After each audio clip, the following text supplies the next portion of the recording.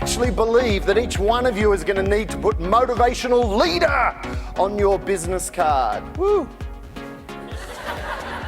I know. It's un-Australian, isn't it? But put yourself in my position. I'm the fourth son. My father's name is John. The firstborn is John. At a family barbecue, they'll introduce, this is my firstborn, John. Second-born, Steve. My father is an engineer. Steve's an engineer. They introduce, this is Stephen. He's an engineer. He builds bridges. They don't fall down. You know where I'm going here, right? Un-Australian to be a motivational speaker. Third born, Petey Pete, lost a kidney at birth, can't do anything wrong. Studied classical music at Lismore.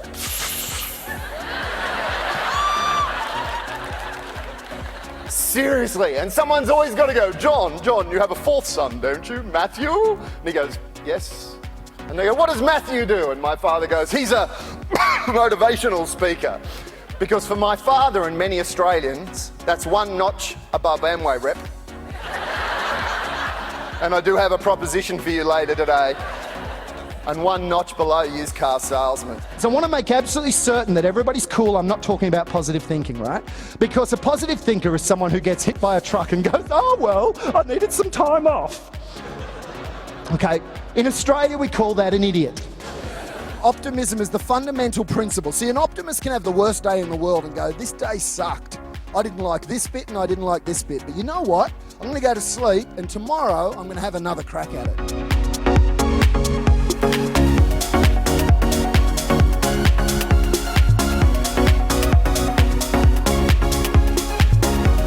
So you're not really inspired. He says, and I'm not really into stuff. I said, what's going on? What's going on? He said, it's my wife. I said, your wife? I thought maybe she had cancer. There was something going on. You know, this would knock it down, right? Turns out he just didn't like her very much. You know, past the sugar, past the honey, past the tea bag. So apparently, and I thought, wow, and he started to talk about how she was kind of ruining his life, you know. And I said, dude, just a quick question. Is this your first marriage? He went, no, it's my third. So I said, do you think, you know, what's been the constant in every one of those marriages? Turns out it was him. The bottom line is what goes on inside of you is absolutely affected around you, and you can't hide it. You think you can, you cannot. So if we're going to empower excellence, if we're going to operate from a basis of extraordinary customer service, if we're going to go out and rock the planet, like you all are, you better make sure you're rocking on the inside, because if you're not, you're going to get tripped up again and again and again.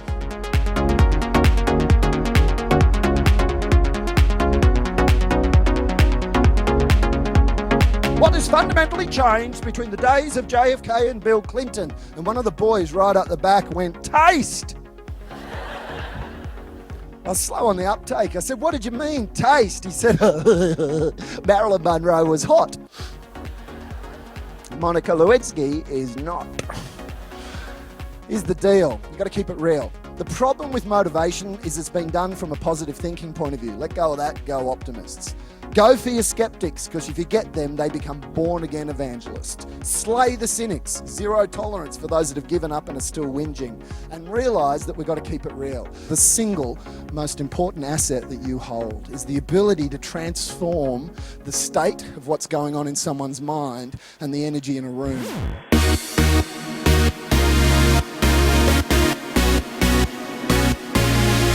Adrenaline gets you fired up, and there's nothing wrong with going fast. The problem is, if you skip breakfast, drive fast to work and have 5 cups of coffee before 11, you've run out of adrenaline before you hit crisis, right? What I want to do is I want to show you some strategies to get more serotonin floating in the gaps between your brain cells. Every feeling you've ever had is driven by a chemical. If you can find the chemicals, you can flick the switch. If you can find the chemical, you can fix the feeling. Of all the chemicals that are in your body that affect how you feel, these 5 are the ones you can control.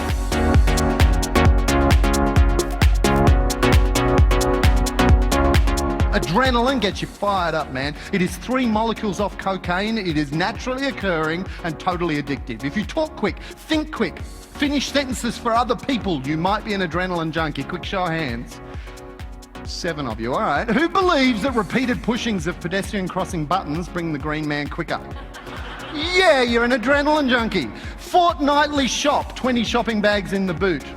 Who arrives home and puts 10 up one arm and 10 up the other because you're not making 2 trips? Yeah? I can get in.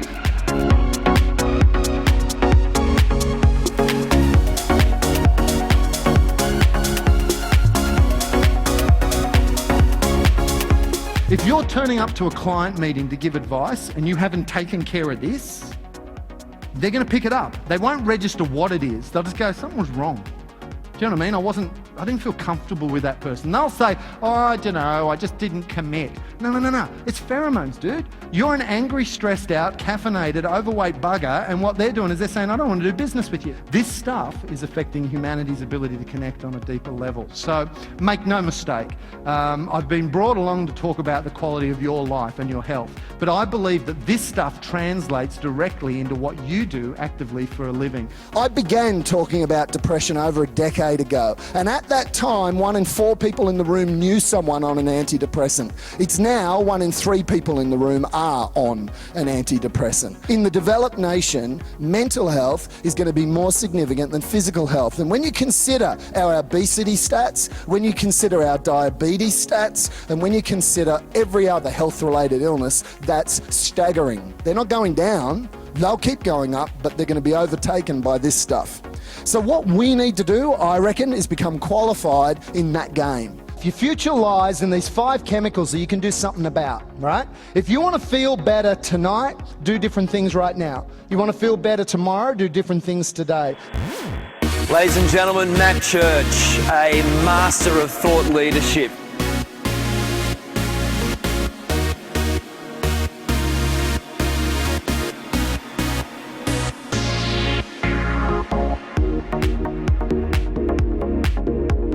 When your body's processing ethanol, you feel fantastic. Cheers. But if you're hungover, you're processing methanol, which came from the alcohol the night before. And have you noticed if you have a drink the next morning, the hair of the dog, you feel better? Cheers. And the reason you do, which is why Bloody Marys work when you're hungover, is your body was processing methanol, which feels terrible. When your body processes methanol, you're sick as a dog. So it introduces ethanol, which is a priority fuel. Your body starts processing that and you feel good. The problem is, in an hour, you're back to the methanol plus the methanol you added. The solution is don't stop drinking. You reckon there's more information on the planet right now or less? Who thinks more? More, fantastic. Do you reckon we're going through great periods of change or less? More? Fantastic. What about certainty? Are we going to have less or more certainty in the next few years? It's estimated that the amount of information in the Australian in a week's worth of reading exceeds what someone would have got in their lifetime in the 18th century. Information, expertise, and the smartest person on the planet's not the key to success. It's your passion, it's your enthusiasm, and it's you being as extraordinary as you can be. People can see deeper into your organisation than they've ever been able to before. Social media is making you transparent. So what you need to do is drive authenticity at every level in your organisation. We have to do some fundamental shifts around how we do what we do.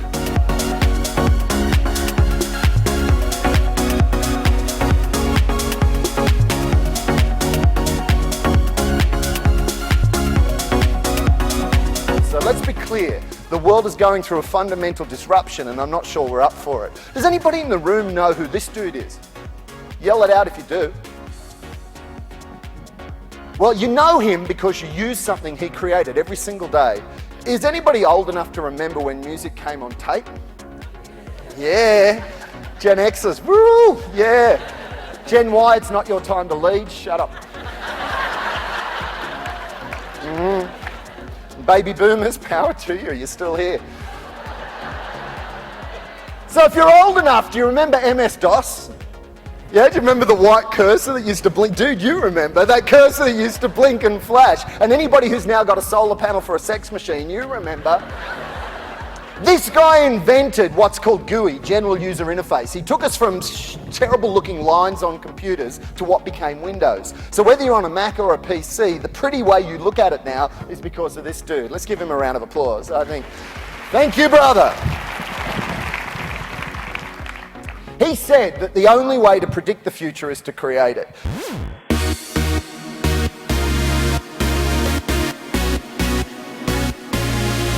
The reason why they're getting the market share you're not is because of their ability to tap into this and to tap into this. Let's have a continuous improvement model to make the world better, whether it's better in service, whether it's better in leadership, whether it's better in engagement, whether it's better performances. I love the pursuit of better.